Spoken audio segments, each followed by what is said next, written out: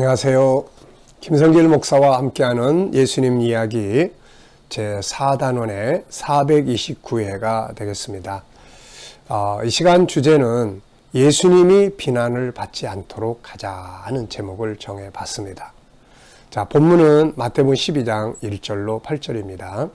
그때 예수께서 안식일에 밀밭 사이로 가실새 제자들이 시장하여 이삭을 잘라 먹으니 바리새인들이 보고 예수께 말하되 보시오, 당신의 제자들이 안식일에 하지 못할 일을 하나이다. 예수께서 이르시되 다윗이 자기와 그 함께한 자들이 시장할 때에 한 일을 잃지 못하였느냐. 그가 하나님의 전에 들어가서 제사장 외에는 자기나 그 함께한 자들이 먹어서는 안 되는 진설병을 먹지 아니하였느냐.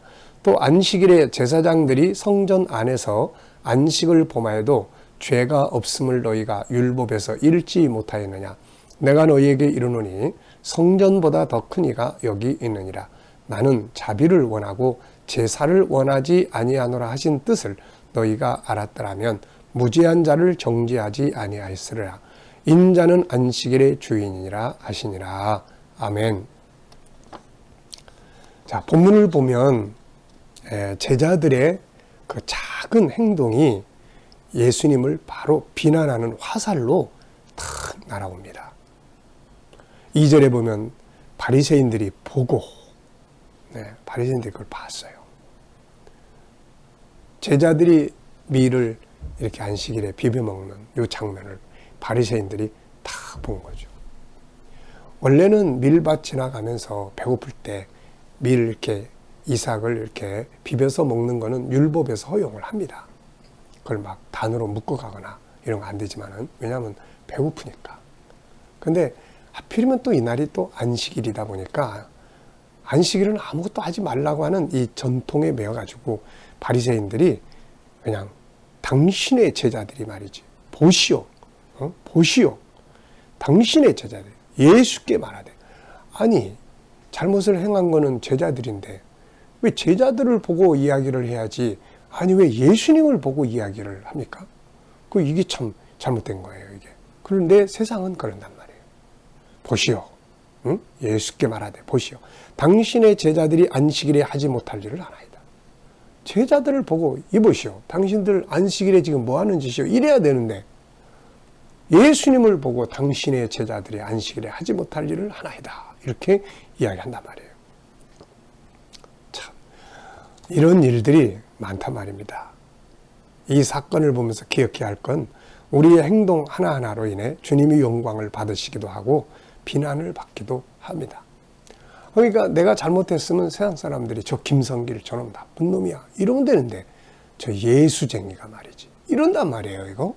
그래서 우리가 참 잘못하면 내가 욕먹는 게 아니라 예수님이 욕을 먹는 거예요. 내가 또 그분 앞에 하나님 은혜 주세요 막 그러잖아요. 실컷 욕 먹여놓고 은혜 달라고 그러면 예수님 기분 좋겠습니까? 이게.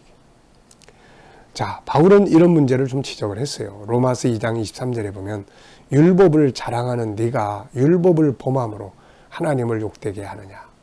기록된 바와 같이 하나님의 이름이 너희 때문에 이방인 중에서 모독을 받는도다. 참 마음 아픈 이야기죠. 당시에도 하나님 말씀을 가진 하나님의 백성들이 잘못된 행동들을 함으로써 이방인들, 곧 안 믿는 자들이 하나님을 비난하고 모독하는 일들이 많았던 것이죠. 이것은 예수님을 따라다니는 제자들 뿐만 아니라 오늘 우리들도 새겨들어야 할 내용입니다. 오늘 우리들 안 믿는 가족들이 살고 있는데 나만 믿어. 또 안 믿는 사람들이 있는 곳에 내가 거기서 직장 생활을 해. 이제 그러다 보면은 당연히 그들이 우리들의 말과 행동을 주목하게 되죠. 그래서 저 사람 교회 다니니까 뭔가 좀 나을 거야, 이런 생각을 가지고 있단 말이죠. 그런데 그게 아닐 때 아유 예수 믿는 것들이 이런단 말이죠. 물론 어쩔 수 없는 경우들도 있습니다. 그러나 우리는 최선을 다해서 하나님의 이름이 욕되지 않게 하도록 힘써야 되죠. 그래서 더 부지런하고 더 성실하고 좀 더 희생하고, 내가 좀 더 손해보는 거예요. 그러면 그래도 예수 믿는 사람이 좀 낫네, 이런 말 할 거 아닙니까, 이게. 그러니까 내가 손해보면 하나님 아버지가 갚으신다는 걸 믿고, 저는 항상 그런 생각 많이 해요. 내가 사람 앞에 손해보면 하늘 아버지가 갚으신다라는 생각을 많이 하고 삽니다. 그러니까 이게 필요한 거예요. 그게 없으면 손해 못 보는 거죠. 이거 자기 걸 손해 볼 사람이 세상에 어디 있습니까? 근데 하나님이 갚으실 거야, 이 믿음, 그러면 좀 손해 보는 거예요. 이게. 자, 고린도전서 10장 31절에 보면 그런즉 너희가 먹든지 마시든지 뭘 하든지 다 하나님의 영광을 위하여 하라. 자, 예수님도 또 이런 말씀하셨죠. 마태오 5장 16절, 이같이 너희 빛이 사람 앞에 비치게 하여 그들로 너희의 착한 행실을 보고 하늘에 계신 너희 아버지께 영광을 돌리게 하라. 능력 있는 모습, 또 신실하고 또 착한 모습, 이게 소금과 빛이거든요.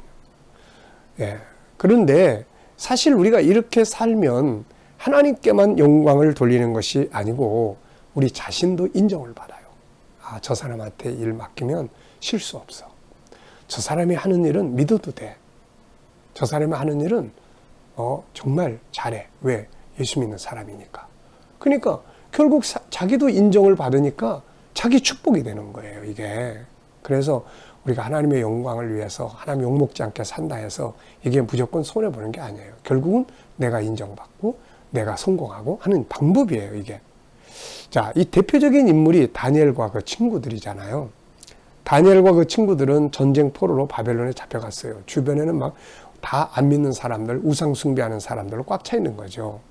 그런데 그 나라에서 그들은 하나님의 이름이 욕되지 않게 살려고 정말 애를 많이 썼습니다.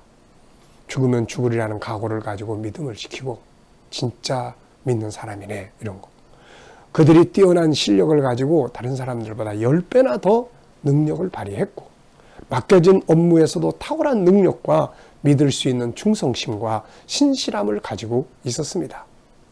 그래서 그들을 보고 그 왕들이 말이죠, 다 이 사람을 그냥 포로로 잡아온 이 사람을 자기 나라에 원래 있던 충신들보다 더 귀하게 쓰려고 하는 거예요. 참 얼마나 이게 멋진 장면입니까? 무엇보다도 그들의 행동 때문에 이 왕들이, 우상을 섬기는 왕들이 하나님을 찬양하는 거예요. 다니엘서 2장 46절에 보면 이에 느부갓네살 왕이 엎드려 다니엘에게 절하고 명하여 예물과 향품을 그에게 주게 하니라. 왕이 대답하여 다니엘에게 이르되 너희 하나님은 참으로 모든 신들의 신이시오 모든 왕의 주제시로다. 네가 능히 은밀한 것을 나타내었으니 네 하나님은 또 은밀한 것을 나타내는 이시로다. 왕이 이에 다니엘을 높여 귀한 선물을 많이 주며 그를 세워 바벨론 지방을 다스리게 하며 또 바벨론 모든 지혜자의 어른을 삼았으며 왕이 또 다니엘의 요구대로 사드락과 메삭과 아벳느고를 세워 바벨론 지방의 일을 다스리게 하였고 다니엘은 왕궁에 있었더라. 다니엘이 믿는 하나님을 그냥 이 왕이 찬양하는 거예요. 다니엘이 너무 뛰어나게 잘하니까. 또 3장 28절에 보면은 다니엘의 친구들이 불 속에 들어가도 믿음을 지켰잖아요. 이 장면을 보고서는 이제 이 느부갓네살이 이렇게 이야기를 합니다. 28절에 보면 느부갓네살이 말하되 이르되 사드락과 메삭과 아벳느고의 하나님을 찬송할지로다. 야, 이방인이 하나님을 찬송하는 거예요. 그리고는 30절 왕이 드디어 사드락과 메삭과 아벳느고를 바벨론 지방에서 더욱 높이니라. 이렇게 이야기를 합니다. 그런데 시대가 바뀌었어요. 다리오 왕 시대, 메대 제국 시대가 왔습니다. 근데 이 메대 왕 다리오도 다니엘을 칭찬하는 거예요. 다니엘이 하나님을 높이는 거예요. 다니엘서 6장 26절에 보면 내가 이제 조서를 내리노라. 내 나라 관할 아래에 있는 사람들은 다 다니엘의 하나님 앞에서 떨며 두려워할지니 그는 살아계신 하나님이시요 영원히 변하지 않으실 이시며 그의 나라는 멸망하지 아니할 것이요 그의 권세는 무궁할 것이며 그는 구원도 하시며 건져내기도 하시며 하늘에서든지 땅에서든지 이적과 기사를 행하시는 이로써 다니엘을 구원하여 사자 입에서 벗어나게 하셨음이라 하였더라. 이 다니엘이 다리오 왕의 시대와 바사사랑 고레스 왕의 시대에 형통하였더라. 여러분 멋지지 않습니까? 결국 하나님의 이름을 높이기 위해 사는 것이 자기의 축복이 되는 거예요. 야, 참 대단해. 저 사람 보면 저 사람 믿는 하나님이 살아계시는가 봐. 그러니까 저 사람이 저렇게 능력 있게 살고 저렇게 착하게 살지. 야, 나도 믿으려면 난 저 사람 믿는 하나님 믿을 거야. 이런 거죠.